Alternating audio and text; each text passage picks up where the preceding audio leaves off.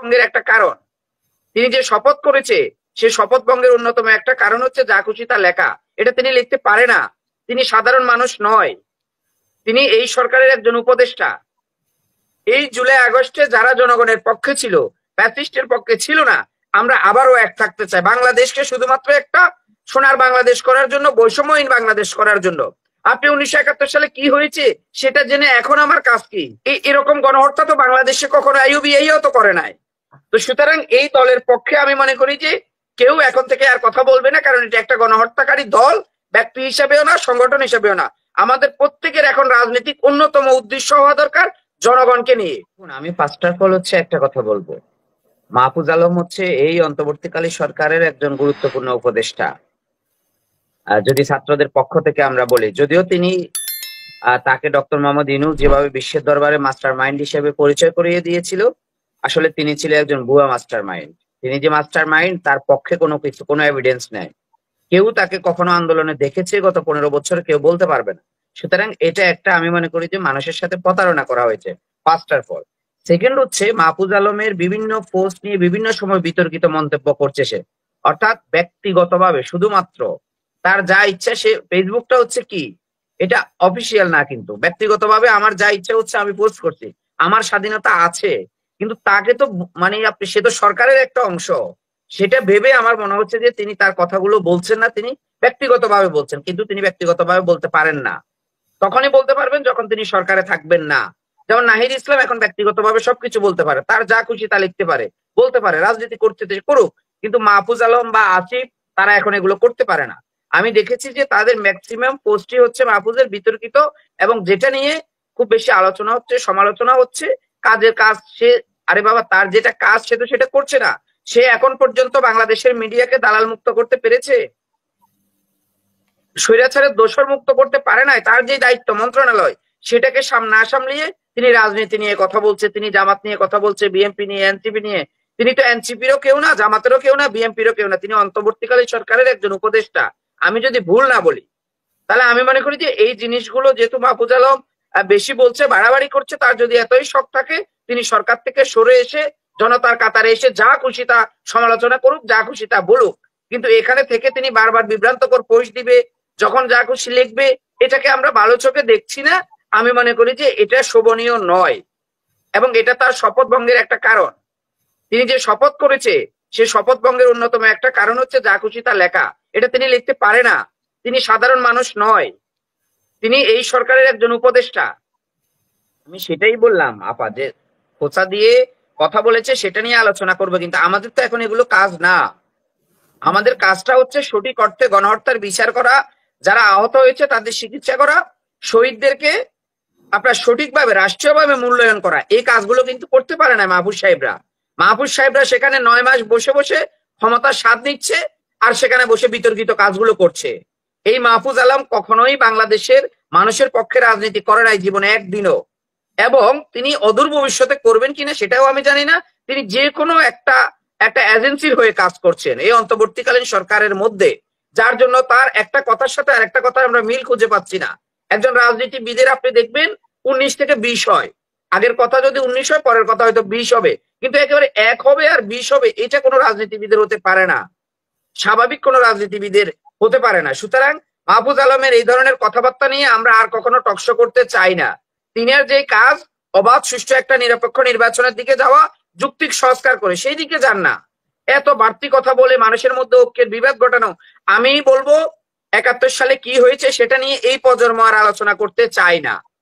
কারণ গত 15 বছরে এই শুধুমাত্র 71 মুক্তিযুদ্ধে বলে বলে খুনি ফ্যাসিস্ট হাসিনা তার ক্ষমতার মস্তকে ধরে রেখেছে।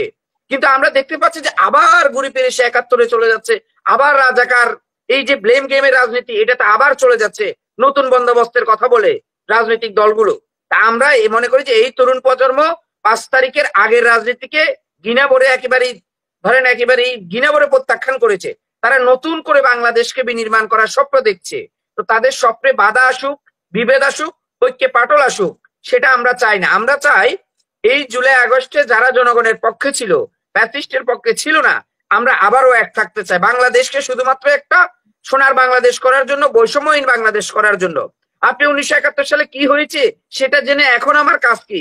আমরা তো মুক্তিযুদ্ধকে অস্বীকার করছি না, আমরা তো মুক্তিযোদ্ধাদেরকে সম্মান করব না এই কথা বলছি না। আমরা বলছি যে আপাতত আমরা 24 নিয়ে থাকি, আমরা 24 নিয়ে কাজ করি। আমরা স্লোগান দিয়েছি বৈষম্যহীন বাংলাদেশ গড়বো, আমরা বাংলাদেশের উন্নয়নের জন্য উন্নয়নশীল রাষ্ট্র থেকে আমরা উন্নত বিশ্বে নিয়ে যাই বাংলাদেশকে।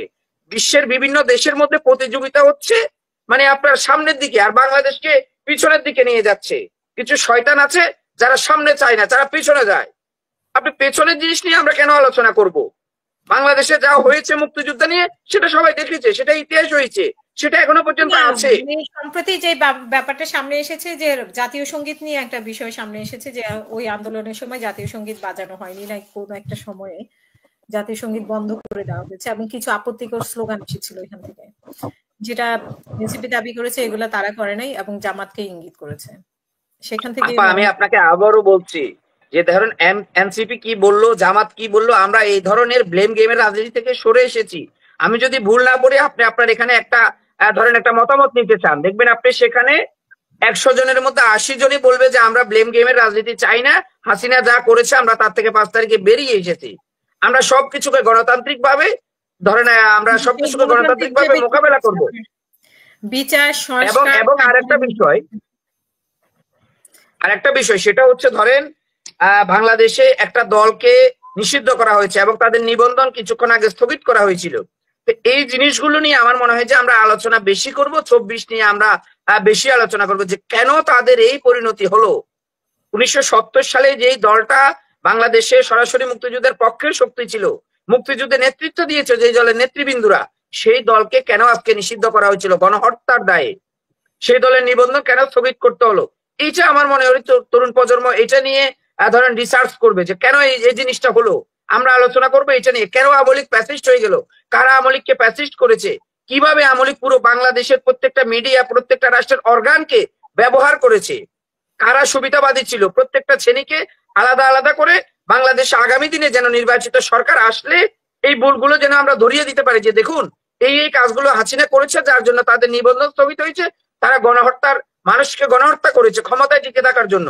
সুতরাং আপনারা এটা করবেন না, যেভাবে বাংলাদেশের মানুষ চায় আপনাদেরকে পছন্দ করবে, পজিটিভ ওয়েতে ভোটে আপনারা নির্বাচিত হবেন, সেটা আমরা তরুণ প্রজন্ম ধরিয়ে দিব।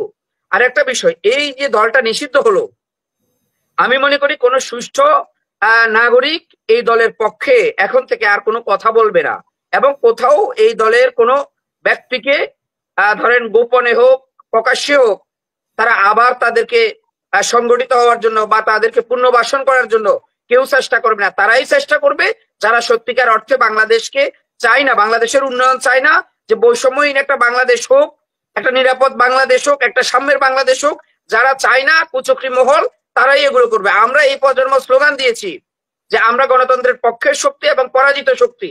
এখন একটা পরাজিত শক্তি চলে আসছে, আমরা 70 সাল থেকে একটাকে নিয়ে আলোচনা করেছি, এখন 24-এ একটা পরাজিত শক্তি আছে। আমরা আপাতত সেই শক্তিকে নিয়ে আলোচনা করি যে তারা কেন পরাজিত হয়েছে। এরকম গণহত্যা তো বাংলাদেশে কখনো আইইউবিআইও তো করে নাই। তো সুতরাং এই দলের পক্ষে আমি মনে করি যে কেউ এখন থেকে আর কথা বলবে না, কারণ এটা একটা গণহত্যাকারী দল, ব্যক্তি হিসেবেও না, সংগঠন হিসেবেও না। আমাদের প্রত্যেকের এখন রাজনৈতিক অন্যতম উদ্দেশ্য হওয়া দরকার জনগণকে নিয়ে, কারণ আমরা দেখেছি যে পতিত সরকার শুধুমাত্র জনগণের ইচ্ছাকে প্রতিফলন করে না বিদায় তারা ক্ষমতাকে জোরভাবে আটকে রেখেছে, যার জন্য তারা গণহত্যা করেও ক্ষমতা ধরে রাখতে পারে নাই। তাদের 300 জনকে পালিয়ে যেতে হয়েছিল। তো এটা আমি মনে করি যে তরুণ প্রজন্ম একেবারে সেটেলমেন্ট, আমাদের কিছু কিছু নৈতিক ইস্যু হচ্ছে সেটেলমেন্ট ইস্যু। ধরেন মুক্তিযুদ্ধের কিছু মূলমন্ত্র ছিল না, তা আমাদের এই জুলাই আগস্টেরও তো অবশ্যই কিছু মূলমন্ত্র ছিল। একটা হচ্ছে আমরা নতুন রাজনীতির কথা বলেছি, যে গত 54 বছরে যা হয়েছে সেটা না, আমরা নতুন করে রাজনীতি করব, কারণ এই প্রজন্ম আর ধরেন 1971 সালের প্রজন্ম এক না, তাদের চিন্তা শক্তি যা ছিল 1971 সালে তা ছিল না। আর একটা বিষয় আমরা বলেছি যে বৈষম্যহীন বাংলাদেশ আমরা গড়বো। তো মৌলিক এই আন্দোলন তো এমনি এমনি হয় না, এই আন্দোলন হওয়ার জন্য মৌলিক কিছু বিষয় আছে, বেসিক কিছু রোল আছে। ধরেন 71 সালের মুক্তিযুদ্ধ আপনি যদি বলেন কেন হয়েছে, সেটা তো এমনি এমনি হয় নাই। 71 সালের মুক্তিযুদ্ধের পিছনে যেমন কয়েকটা মোটা দাগে কারণ আছে, এই 24-এর গণ অভ্যুত্থানের পিছনেও কয়েকটা মৌলিক বেসিক আপনার রুল ছিল, এলিমেন্ট ছিল। সেই এলিমেন্ট গুলো কি সেটাকে আমরা ফাইন্ড আউট করতে হবে এবং সেই এলিমেন্ট গুলোকে আমরা বিতর্কের ঊর্ধ্বে রাখতে হবে। আমরা বলেছি যে আমাদের ঐক্য নষ্ট হয় এমন কোনো কথা আমরা বলবো না, আমরা কাদা ছোড়াছড়ি রাজনীতি করব না, আমরা ব্লেম গেমের রাজনীতি করব না, এটা আমরা বলেছি। বলে আমরা বৈষম্যহীন বাংলাদেশ গড়ার লক্ষ্যে বাংলাদেশের মানুষকে ডাক দিয়েছি। তারা আমাদের ডাকে নৈতিকভাবে সাড়া দিয়েছে, কারণ তারা গত 15 বছর 54 বছর তারা বিরক্ত। এক দল আসলে আরেক দলের কথা বলবে, এই দল আসলে ওই দলের কথা বলবে। এগুলো বাংলাদেশের মানুষ চায় না বিদায় তারা এই তরুণ প্রজন্মের ডাকে সাড়া দিয়েছে যে দেখি তরুণ প্রজন্ম কি করে। 54 বছর থেকে তো আমরা রাজনীতি দেখে আসছি। তা আমরা মনে করি যে সেগুলো বাংলাদেশের মানুষ পজিটিভলি নিচ্ছে।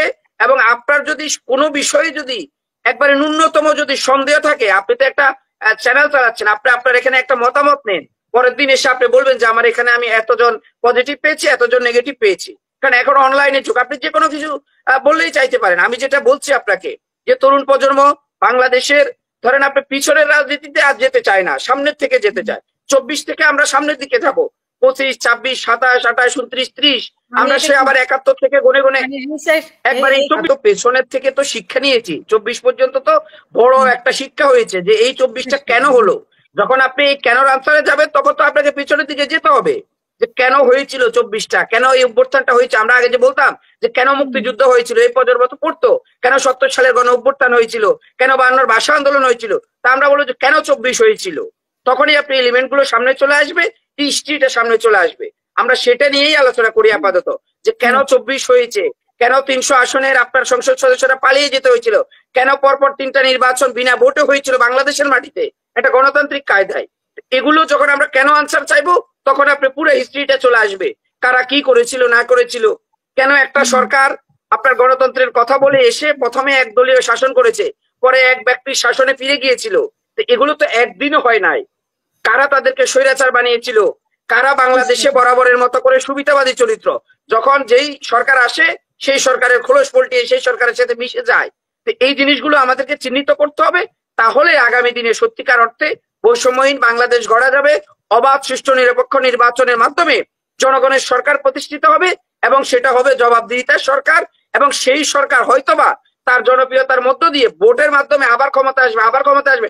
আমরা বিনা ভোটে 3 বার ক্ষমতা এসেছে একটা সরকার, সেটার থেকে শিক্ষা নিয়ে যেই রাজনৈতিক দল হোক না কেন যে আমরা ভোটে 3 বার ক্ষমতায় আসবো, এই প্রতিযোগিতা আমরা দেখতে চাই।